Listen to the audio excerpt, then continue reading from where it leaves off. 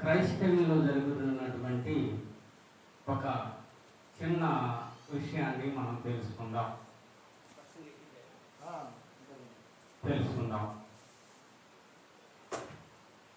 ప్రపంచం మొత్తం కూడా యేసుక్రీస్తుని ఆరాధించుటకు సమకూడి ఉన్నారు. దీంట్లో కులమత భేదాలు లేవు. అయినా కులమత భేదాలు మనుషుల్లో ఉన్నాయి. లేవని చెప్తూ ఉంటారు, కానీ ఉన్నాయి. ఇప్పుడు పెళ్ళిళ్ళు చేసుకోవాలంటే ఎవరి కులం వాళ్ళే చేసుకుంటూ ఉంటారు. దీంట్లో గోత్రాలు చాలా ఉన్నాయి. అవేమి వదిలిపెట్టరు, కానీ క్రైస్తవ్యం అంటారు. అలాగనే యేసుక్రీస్తు మన కోసం ప్రాణం పెట్టాడు. ఆ యేసుక్రీస్తు ప్రాణం పెట్టి ఆయన ఒక్కసారి ప్రాణం పెట్టాడా, 100 సార్లు పెట్టాడా? ఒక్కసారి. యేసు రక్తం అంటే ప్రాణం పెడతామే. రక్తం అంటే ప్రాణానికి సార్, రక్తంలోనే ప్రాణం ఉంటుంది. ఒక్కసారి ఆయన శ్రమ పడ్డాడు అనొచ్చు, వేదన పడ్డాడు అనొచ్చు, ప్రాణం పెట్టాడని కూడా అనొచ్చు. అయితే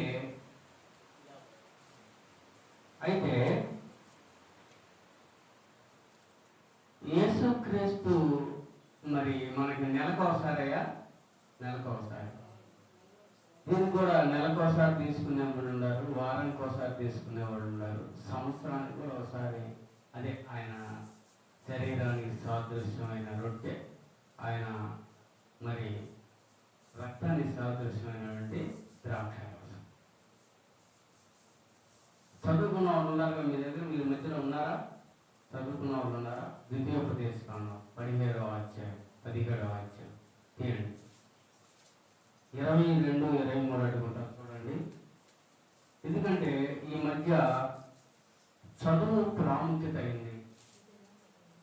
ఎందుకంటే చదువుకున్న వాళ్ళే అలింగాట్ల, చదువుకున్న వాళ్ళే వివిధ రకాలుగా బోధిస్తూ ఉన్నారు యేసుక్రీస్తుని. ఎవరికి తోచినట్టు వాళ్ళు బోధిస్తూ ఉన్నారు. చదువుకోవాళ్ళు ఒక్కటే ఉంటే యేసుక్రీస్తు, లేకపోతే మామూలుగా యేసుక్రీస్తు బయట ఉన్నారు.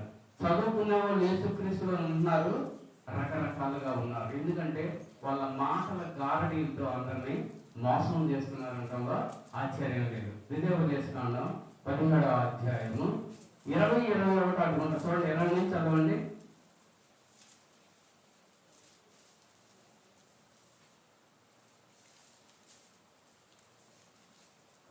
మనకు వచ్చింది అరగంటే.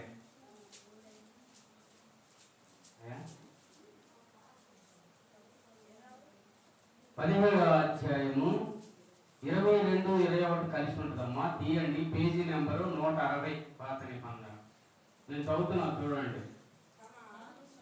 తాను తన సహోదరుల మీద గర్వించి ఈ ధర్మమును విడిచిపెట్టి కుడికి గాని ఎడమకు గాని తాను తొలగక ఉండునట్లు తన దేవుడైన యెహోవాకు భయపడి ఈ ధర్మశాస్త్ర వాక్యములన్నిటినీ ఈ కట్టడలను అనుసరించి నడవ నేర్చుకొనుటకు, అంటే నడవంటే పాటించటం, గైకొనటం, నడవ నేర్చుకొనుటకు అతడు తాను బ్రతుకు దినములన్నిటను ఆ గ్రంథము చదువు చుండవలెను అన్నాడు. అంటే చనిపోయేంత వరకు చదువుతూ ఉండాలని పాత నిబంధనలో రాయబడి ఉంది. మరి చదువు లేని వాళ్ళ పరిస్థితి ఏంటి? చదువు లేని వాళ్ళ పరిస్థితి ఏంటి? మరి ఈ గ్రంథం ఇచ్చింది ఎప్పుడు? మోషే ద్వారా దేవుడు గ్రంథాన్ని ఇచ్చాడు. మరి ఆదాం, మొదటి ఆదాం అన్నాడు కదా అబ్బాయి. మొదటి ఆదాం అంటే ఆదాం, కడపటి ఆదాం అంటే యేసుక్రీస్తు. మొదటి ఆదాము శరీర సంబంధి అన్నాడు, కడపటి ఆదాము ఆత్మ సంబంధి అన్నాడు. మొదటి ఆదామును ధరించిన వాళ్ళందరూ, అంటే ఈ శరీరాన్ని ధరించిన వాళ్ళందరూ పాపం చేయాల్సిందే, చేయక తప్పదు. ఏ ఒక్కడు లేడు, అందరూ పాపం చేసి దేవుని మహిమను పొందలేక ఉన్నారు. దీనికి అదే. మరి యేసుక్రీస్తులోకి వచ్చిన వాళ్ళు పాపం చేస్తారా? వీల్లేదు కదా. కడపటి ఆదాము ఆత్మ సంబంధం అంటే శరీరంతో పాపం చేసేవాడు కాడనే కదా. మరి 2 కొరింథీయులకు రాసిన పత్రికలో చూడండి, ఒక విశేషమైన ఆలోచన కలిగితే మనకి. ఇది చదువుతూ ఉంటే ఆనాటి ఇశ్రాయేళ్ళు పాపాలు చేస్తూనే ఉన్నారు. కానీ మనస్సులో వ్రాయబడితే, ఈ మాటలన్నీ మనస్సులో వ్రాయబడితే పాపం చేయదని రాయబడింది. మనం ఏదో కాసేపు వచ్చి ఒక ప్రసంగం చేయడానికి 4 ఆకులు తెరచేస్తే అయ్యే పని కాదు. మరి చదువుకున్న వాళ్ళు ఒక పాఠాన్ని చదువుకుంటే అది కంఠస్థం చేయాలి. వయసు వచ్చినాక డిగ్రీకి వెళ్తే ఏం చేయాలి? మనసుతో ఆలోచించాలి. అంటే మనసులో ముద్రించబడాలి. అంటే ఈ జీవించే ఆత్మ లేకపోతే జీవించే వాక్యాలన్నీ మనసులో ముద్రిస్తే ఏం పాపం చేయదు అనేది అర్థమవుతాం. 2 కొరింథీయులకు రాసిన పత్రిక 3వ అధ్యాయము, దానికి నిదర్శనంగా చాలా ఉన్నాయి. అపోస్తులైనటువంటి పౌలు రాసినటువంటి పత్రికే కాక మరి సొలొమోను, దావీదు కూడా రాసింటాడు, మీ హృదయంలో రాయబడాలి అనే మాట. అది 2 కొరింథీయులకు రాసిన పత్రిక మరి 3వ అధ్యాయంలో ఉండదు. చక్కగా ఉంటుంది చూడండి.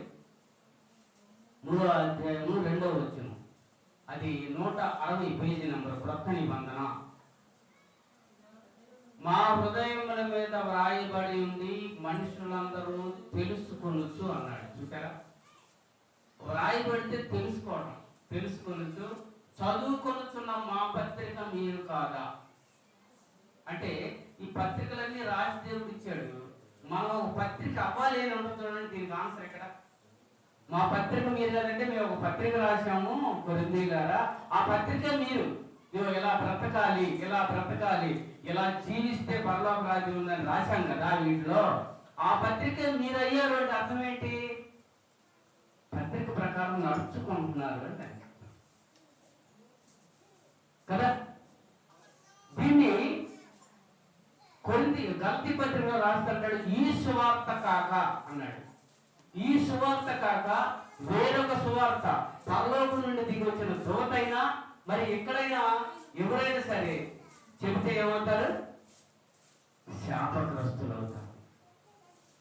మరి దాన్ని జరుగుతుందా? ప్రపంచంలో జరగట్లా.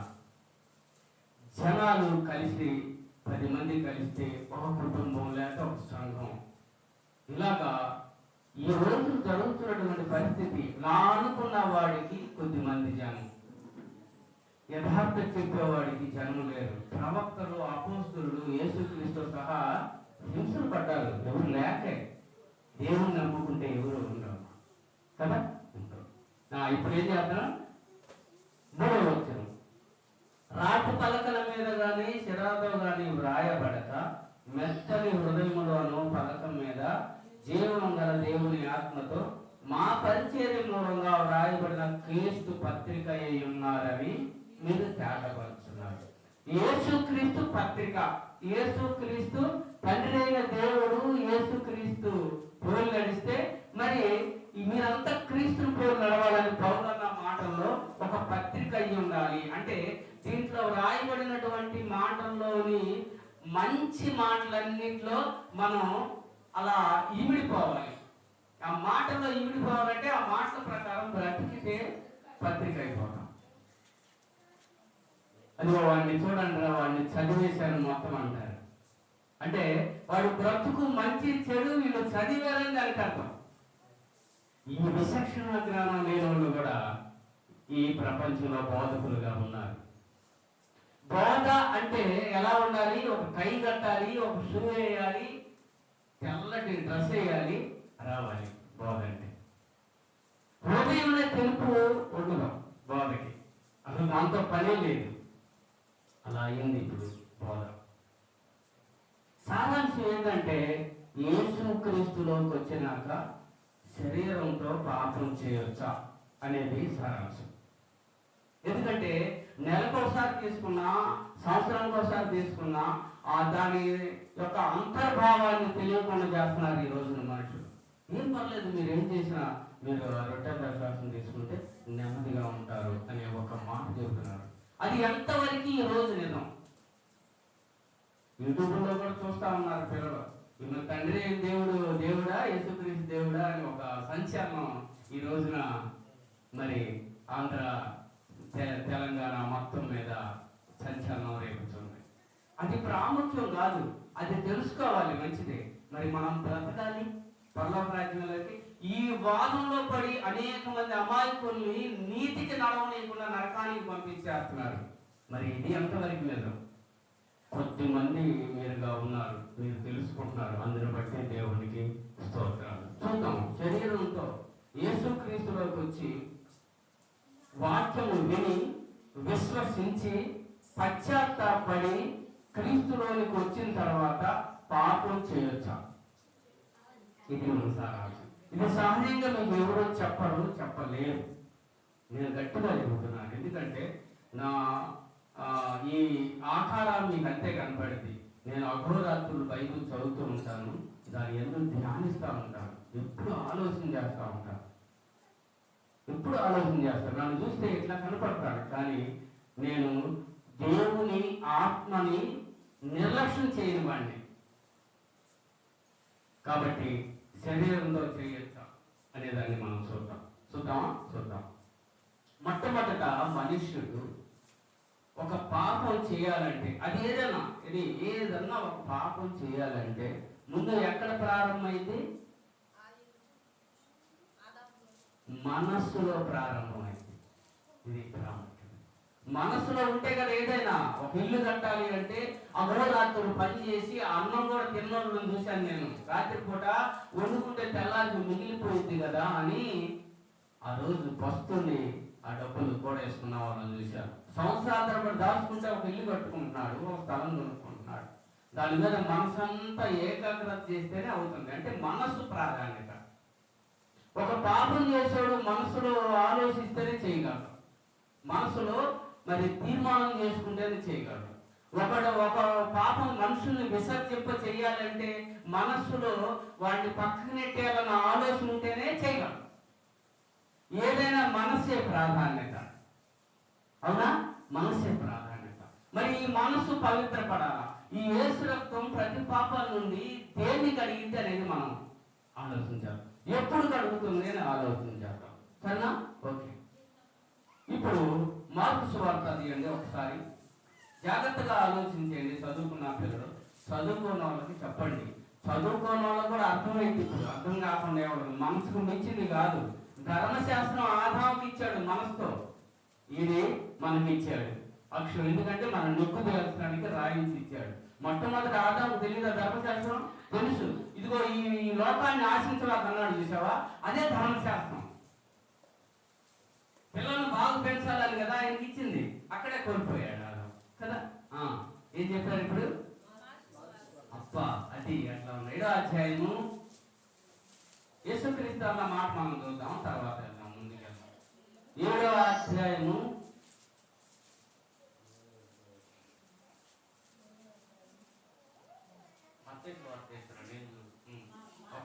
మార్కే చెప్పాను నేను. ఇక్కడ మత్తయి సువార్త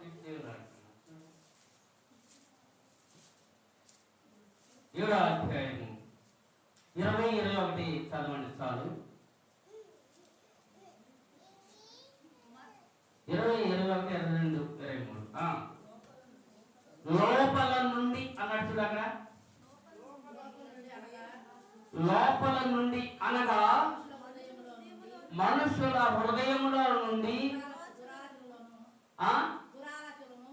దురాలోచనలను అనడా దురాలోచనలను, జారత్వములను, దొంగతనములను, నరహత్యలను, వ్యభిచారములను, లోభములను, చెడుతనములను, కృత్రిమములను, కామ వికారమును, మత్సరమును, దేవదూషణయు, అహంకారమును, అవివేకమును వచ్చును. ఈ చట్టమన్నీ లోపల నుండే బయలు వెళ్ళి మనుషుని అపవిత్రపరచునని యేసుక్రీస్తు చెప్పాడు. నేను చెప్పానా? అందుకే క్వశ్చన్ చేసి చెప్పాను. నేనేం చెప్పాను మీకు?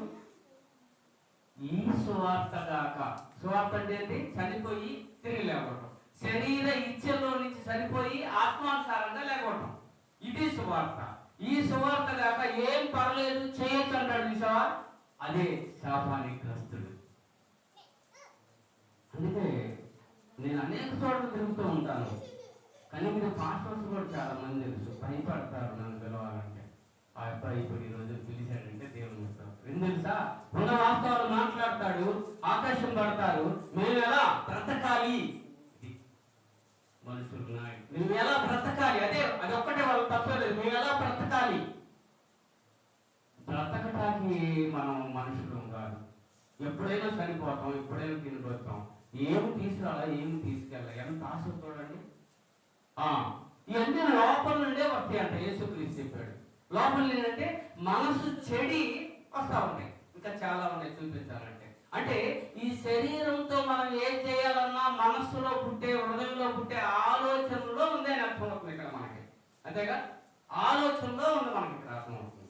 ఇది హృదయంలో ఫీడ్ అయితే, అంటే హృదయంలో రాయబడి ఉంటే వస్తాయి ఈ ఆలోచనలన్నీ చెప్పడానికి. చదువుకుని అప్పుడప్పుడు ప్రిపేర్ అయితే రావు.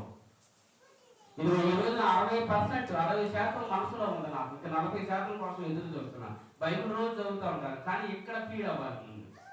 ఒక్క పాపం చేయాలంటే ఎంత భయపడతాను తెలుసా నేను. ఏ చిన్నదైనా, చిన్న అబద్ధం ఆడాలన్నా, ఒక రూపాయి తీసుకోవాలన్నా ఎంతో భయపడతాను. ఎందుకంటే పరలోక రాజ్యం నాకు ఉండదు కదా, పరలోక రాజ్యం నాకు ఉండదు.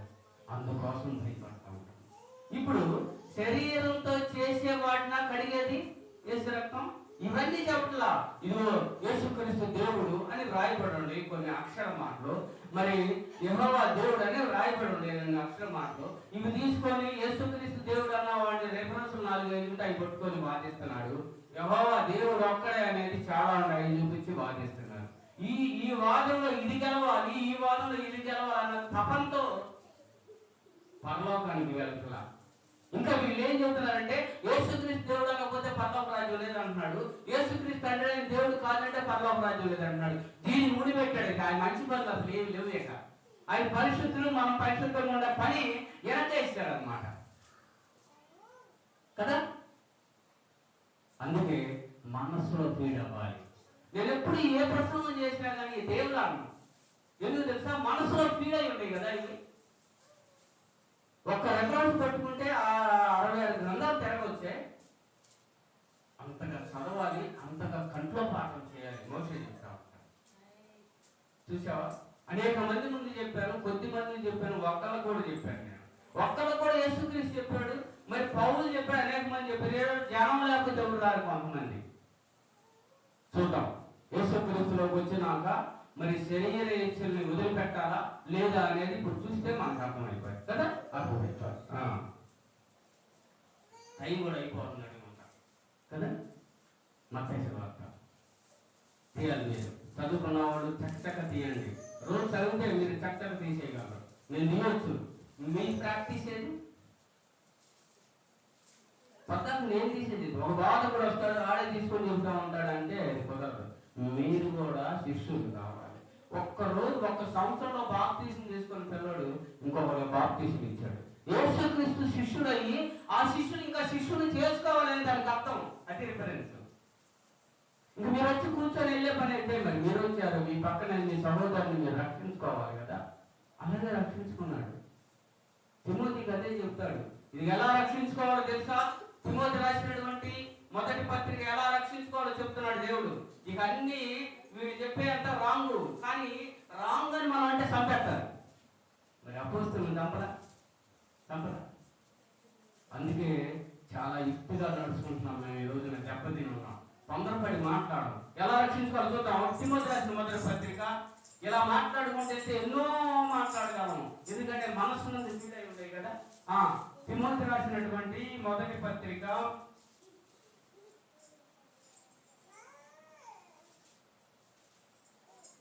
4వ అధ్యాయము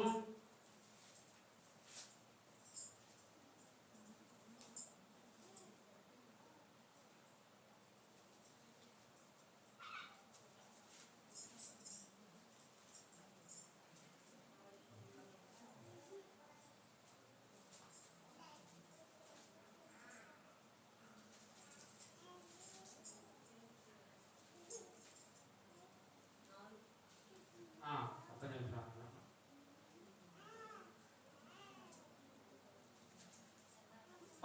11.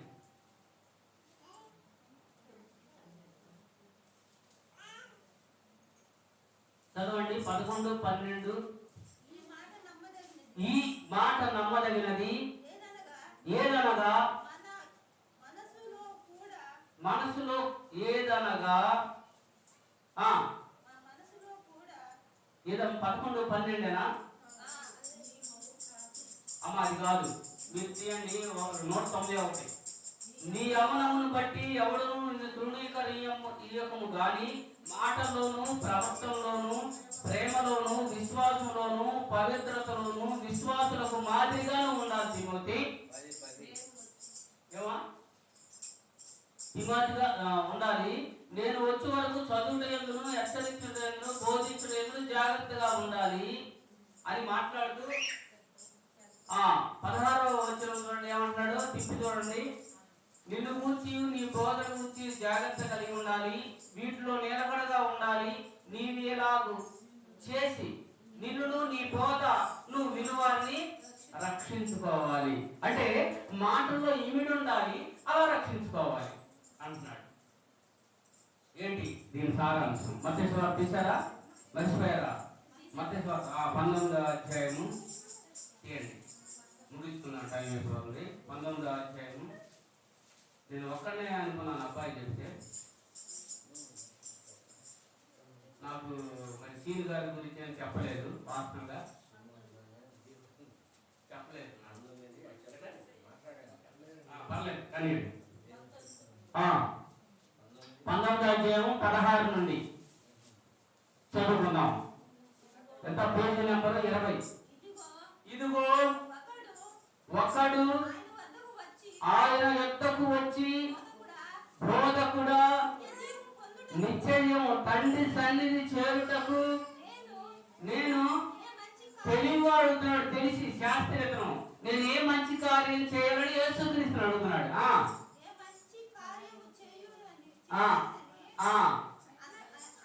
ఆయన అడిగాను, చూడండి అక్కడ కరెక్ట్ గా మా మైండ్ పెట్టిన చదువుతున్నాం. అందుకు ఆయన మంచి కార్యముల గురించి నన్ను ఎందుకు అడుగుతున్నావు, నీకు తెలుసుగా అనే మాట్లాడుతున్నాడు. మంచివాడు ఒక్కడే, నీవు జీవంలో ప్రవేశించిన ఎడల ఆజ్ఞలను గైకొనమని చెప్పారు. ఆజ్ఞలు గైకొనమని చెప్పాడు. ఎందుకంటే యేసుక్రీస్తు శరీరం దాల్చుకొచ్చే ముందే అందరూ దేవుళ్ళో ఉన్నారు, దేవుళ్ళో ఉన్నారు. ఉండి వాళ్ళు మాకు దేవుడు ఆయన, నువ్వు మధ్యలో వచ్చావని మాట్లాడుతున్నారు. అందుకని శోధిస్తా అడిగారు అన్నమాట. యేసు ఏమన్నాడు చూడండి, నరహత్య చేయవద్దు, వ్యభిచరింపవద్దు, దొంగిలింపవద్దు, అబద్ధ సాక్ష్యము పలుకవద్దు, తల్లిదండ్రులను సన్మానించుము, నిన్ను వలె నీ పొరుగువానిని ప్రేమింపవలెను అనునవివే అని చెప్పాడు. అందుకే ఎవరు ఏమంటున్నాడు చూడు, అది చూసే ముందు చూద్దాం. నరహత్య చేయవద్దంటే దేహంతో చేసే కదా, అంటే శరీరంలో నుంచి ప్రాణం పోగొట్టేది నరహత్య. వ్యభిచరించవద్దంటే శరీరంతో చేసేది. ఇవన్నీ చూస్తే శరీరంతో చేసే కనపడుతున్నాయి ఇక్కడ. అవి ఆపమన్నాడు యేసుక్రీస్తు, అవి ఆపమన్నాడు యేసుక్రీస్తు. ఇప్పుడు కిందకు వద్దాం. ఇవన్నీ అనుసరించుతూనే ఉన్నానని అనేసాడు తెలివిగా. ఇక్కడ నాకు ఏం కొద్దిగా చెప్పు నీకు తెలిస్తే అన్నట్టుగా అడిగాడు. చూడండి, ఈ 3 సువార్తలు ఉంటాయి, అవి కరెక్ట్గా మీకు అర్థమైతే చదివితే. అందుకు యేసు ఏమంటున్నాడు తెలుసా, ఇక నువ్వు పరిపూర్ణుడు కూడా కోరిని ఎట్లా పోయి నీ ఆస్తిని అమ్మి పేదలకు, అప్పుడు పరలోకమందు నీకు ధనము కలుగును, నీవు వచ్చి నన్ను వెంబడించమని అతనితో చెప్పాడు. అయితే ఆ యవనుడు మీకు ఆస్తి గలవాడు కనుక ఆ మాట విని దర్శనపడుతూ వెళ్ళిపోయాడు. అంటే అన్ని పాటిస్తున్నావు, ఒక ధనం నీకు అర్థమైంది. నన్ను వచ్చి వెంబడించమంటే వెలుగుని వెంబడించడం. యేసుక్రీస్తు వెలుగు కదా, వెలుగుని వెంబడించమని. ఏ వదులుకొని వెంబడించాలి యేసుక్రీస్తుని? ఏ వదులుకొని వెంబడించాలి? శరీరంతో చేసావు నువ్వు మునుపన్ని. ఆ రోజున ప్రవక్తలు కానీ పెద్దలు కానీ పితరులు కానీ ఒక్కొక్క ప్రార్థన చేశారు. నువ్వైతే అనేకమైన చేస్తున్నావుగా బాల్యం నుండి, అవన్నీ వదులుకొని నన్ను వెంబడించమన్నా. ఇది సారాంశం, బైబిల్ సారాంశం. ఇది పరిశుద్ధాత్మ ప్రేరణతో పలికే మాట. తప్పు చేయొచ్చు అన్నాడంటే ఏ ప్రేరణ? అది ప్రేరణ. అబ్బా చెప్పాడు ఫస్ట్. పరిశుద్ధాత్ముడు ఎప్పుడు తప్పు చెయ్యి అనడు. పరిశుద్ధుడు దేవుడు కనుక మనల్ని పరిశుద్ధంగా ఉండమంటున్నాడు. దేవుళ్ళో సత్యము, వాక్యము వీటి గురించే ఉంటది కానీ దుర్వాక్యము, దుర్నీతి, దుర్వ్యాపారం, దుర్పనులు, దుష్ట పనులు ఉండవు. యేసుక్రీస్తులో కూడా లేవు. అందుకే నన్ను వెంబడించు అన్నాడు. అంటే ఇప్పుడు సారాంశం కనపడింది, శరీరానుసారమైన పాపాలన్నీ వదులుకొని నా దగ్గరకు వస్తున్నావు. మళ్ళీ మీకు ఒక ఆలోచన వచ్చేసింది, ఏమొచ్చింది? మరి యేసు రక్తం ఎందుకు అని కూడా ఆలోచన రావాలి. రాకపోతే అర్థం కాదు. పేతురు ఏమన్నాడు చూద్దాం ఒకసారి. యేసుక్రీస్తులో వచ్చినప్పుడు పేతురు ఏమన్నాడు ఒకసారి చూద్దాం. రెండో పేతురు రాసినటువంటి పత్రిక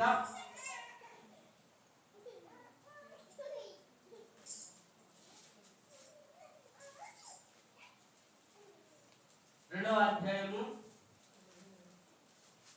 పేజీ నెంబరు 219. 2వ అధ్యాయము 20వ వచనం నుండి చదువుకుందాం. వారు ప్రభువును రక్షకుడునైన యేసు క్రీస్తు విషయమైన అనుభవ జ్ఞానం చేత ఈ లోక మాలిన్యములను తప్పించుకున్న తర్వాత మరలా చిక్కుంటే ఒక్కొక్క గురించి చెప్పాడు, ఒక 10 గురించి చెప్పాడు. నిజమైన సామెత. అంటే లోక మాలిన్యాలు అంటే ఇప్పుడు మనం విన్నాం చూడు, శరీరంతో చేసే పాపాలు అని అర్థం. అంతేగా లోక మాలిన్యం అంటే ఈ లోకం మంచిది కాదు కదా. ఈ లోక మాలిన్యం అంటే మనం మనస్సులో నుంచి, అర్థమైందని చెప్పేది, మనస్సులో నుంచి అదుపు చేసుకోనకుండా పాపాలు చేసేది లోక మాలిన్యం అంటాడు. మరి ఇప్పుడు యేసుక్రీస్తు మరి బోధకులు అంతా మేము మాట్లాడుతున్నాం కదా. మరి యేసుక్రీస్తులోకి వచ్చిన నెలకోసారి రొట్టె రసం తీసుకుంటే మరి పాపాలు పోయి అంటున్నారు కొంతమంది.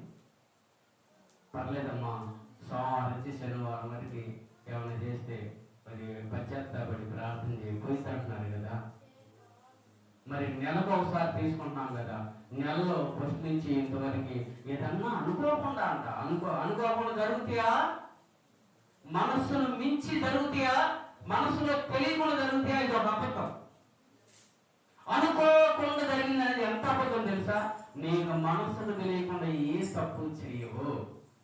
ఇది మనుషుడిగా పుట్టాడికి అర్థమైంది. దేవుడు ఆ తప్పు అని చెప్పడు కదా. ఒక మనుషుడికి అర్థమైన సంగతుల్ని దేవుడి దగ్గరకు వచ్చేసి అర్థం కాలేదని చెబితే ఎంతవరకు అది ఘోరం కదా. మనసుకు తెలియకుండా ఏం చెయ్యమ్మా. మన మనసులో భీష్మించుకున్నాకే చేస్తాం. స్థిరపడినాక మరి చెయ్యాలి అని అనుకున్నాక అణుచుకోనకుండా, మన మనసును అణుచుకోకుండా చేసే ఇవన్నీ మరి యేసురక్తం ఏం గడిగింది. ఇప్పుడు యేసమ్మిడి వస్తే అన్ని మానుకొని వస్తున్నాం కదా. అన్ని మానుకొని యేసమ్మిడి నడవమన్నాడు కదా.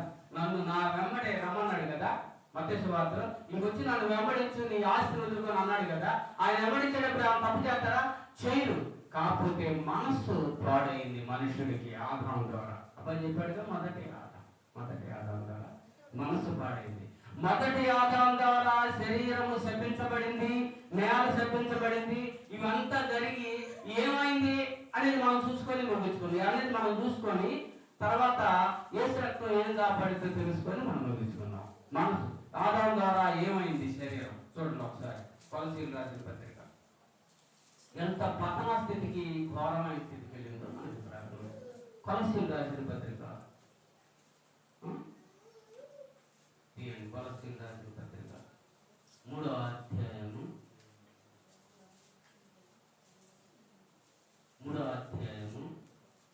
5వ వచనం నుండి పేజీ నెంబర్ 183 కొత్త నిబంధన 5వ వచనం నుండి చదువుతున్నా. చూడండి ఒకసారి, జాగ్రత్తగా ఆలోచన చేయండి. ఇది పరిశుద్ధాత్మ ప్రేరణతో దేవుని మూలంగా పలికినటువంటి మాటలు, పరిశుద్ధ లేఖనాలు అని రాయబడింది. అంతేగా, పరిశుద్ధ లేఖనాలు పరిశుద్ధాత్మ ప్రేరణతో దేవుని మూలంగా పలికినటువంటి మాటలు. ఈ మాటల్లో తప్పు ఎక్కడా ఉండవు. తప్పు చేసిన వాళ్ళు చూపించాడు కానీ దేవుడు తప్పు ఎక్కడా లేదు. ఆదాము నుంచి వచ్చిన వాళ్ళందరూ ప్రవక్త కానీ, పితరుడు కానీ, మోషే కానీ, అబ్రహాము, ఇస్సాకు, యాకోబు, ఇశ్రాయేలు ఎవరైనా సరే ఏదో ఒక తప్పు చేయాల్సిందే. యేసుక్రీస్తుని ఎరిగినాక చేయటానికి వీల్లేదు. ఇది పెద్ద సారాంశం. ఇది తెలియాలంటే 1 గంట 2 గంటలు పట్టింది కదా. ఇప్పుడు చూసుకుందాం మనం కొలస్సీయులకు రాసిన పత్రిక 3వ అధ్యాయము 5వ వచనం ఉంది. కావున భూమి మీద ఉన్న మీ అవయవములను అన్నాడు. అవయవాలు ఏమని చూడండి, అనగా జారత్వము, అపవిత్రత, కామాతురత, దురాశను, విగ్రహారాధనైన ధనాపేక్షను చంపివేయండి. అంటే ఎంత ఇదైపోయిన పాప పరికీలమైందో చూడండి శరీరం.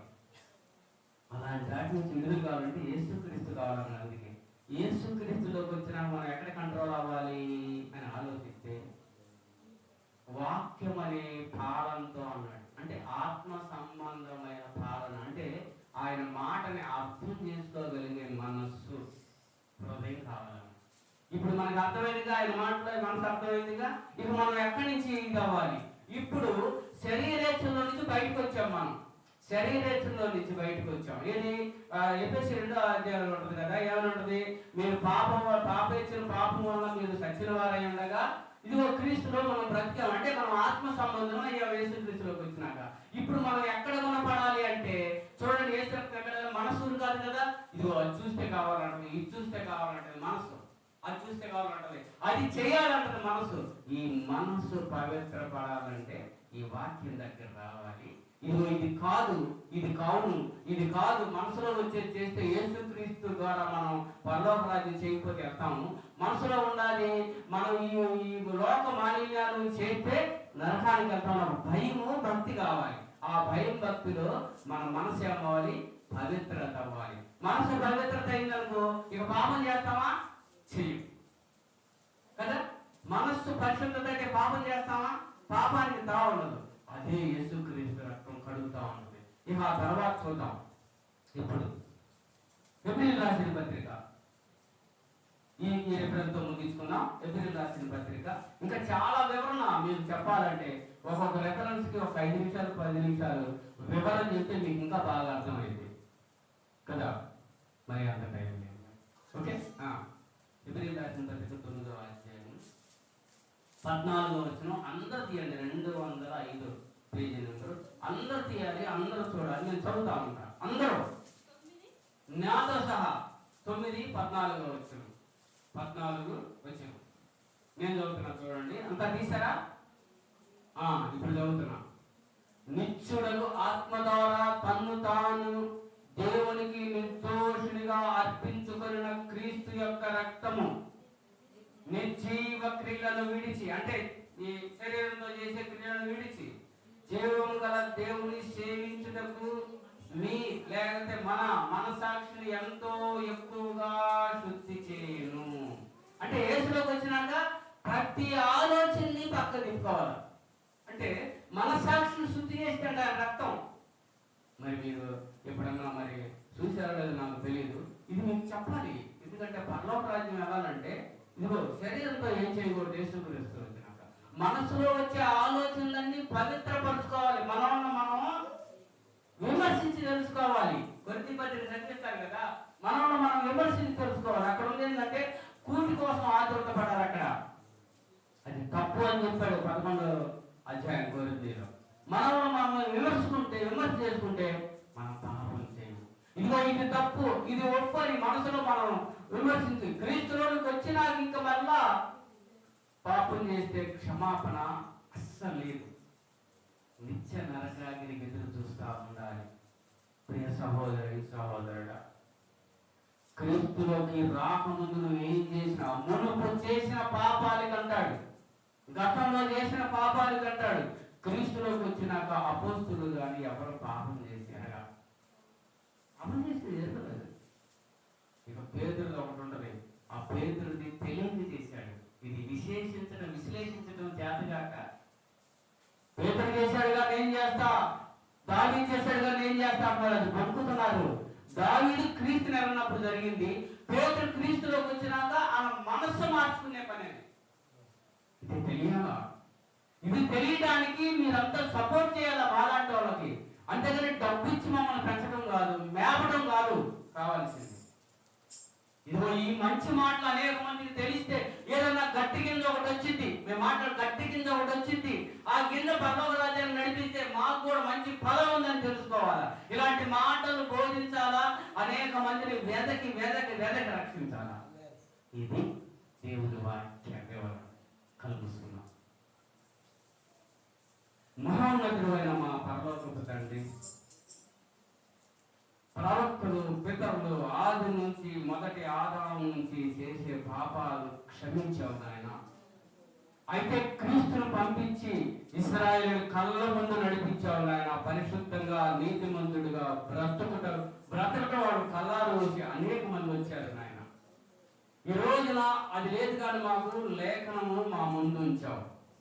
దాన్ని బట్టి క్రీస్తులోకి మేము వస్తున్నామంటే నాకు వచ్చిన దగ్గర నుంచి పరిశుద్ధులుగా బ్రతకటమే మా సారాంశం తెలుసుకునే భాగ్యాన్ని ఇచ్చావు. ఇప్పటి నుండి తండ్రి మేము శరీర ఇచ్చల్లో ఉండకూడదు, శరీర పాపాలు చేయకూడదు. మనస్సునందు మాకు తొలుస్తున్నటువంటి వాటితో యుద్ధం చేసి తండ్రి చేయకుండా ఆగిపోవాలి. అలాగే క్రీస్తు చేసి మాకు మాదిరిగా ఉండిపోయాడు. క్రీస్తుకు మాదిరిగా ఉన్నటువంటి పౌలు చేశాడు, పౌలుకు మాదిరిగా ఉన్నటువంటి తిమోతి చేశాడు. మరి వెరసి దేవుని నిన్నుపోటు నడుచుకునే భాగ్యాన్ని ప్రసాదించాడు. ఈ సమయాన్ని నాకు ఇచ్చినటువంటి నీ కుమారుడు అశోకుని బట్టి ప్రార్థిస్తున్నాను. తన మనస్సు ఎలాంటిదో అలాగే ప్రవర్తించే భాగ్యాన్ని ప్రసాదించాడు. గిన్నెడు సన్నీళ్ళంటే ఇచ్చిన వాడికి ఏమేనూ లేదన్నావు. ఊరక పరిచయమేరా అని నన్ను పిలిచి వాక్యాన్ని ఇచ్చాడు ఆయన. నూరంతులుగా ఫలింప చేసే భాగ్యాన్ని ప్రసాదించాడు.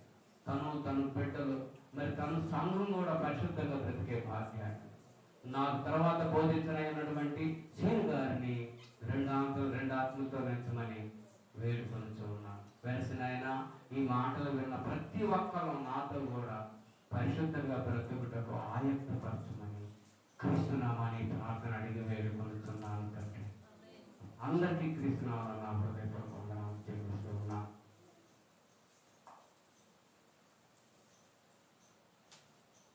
మరి మంచిది. మరి మన మధ్యలో మరి రోసే గారు మంచి వాక్యాన్ని అందించి మనలో ఉండే క్రియలను చంపాలి, మనలో ఉండే ఆలోచనలను మార్చుకోవాలి.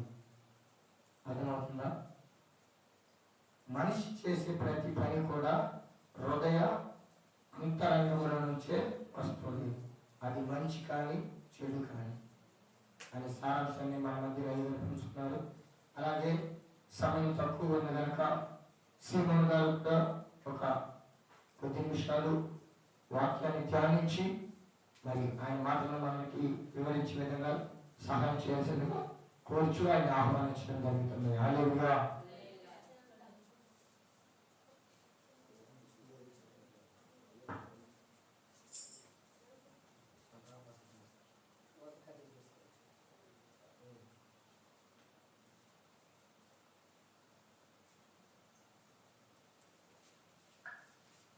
చాలా మంచిది.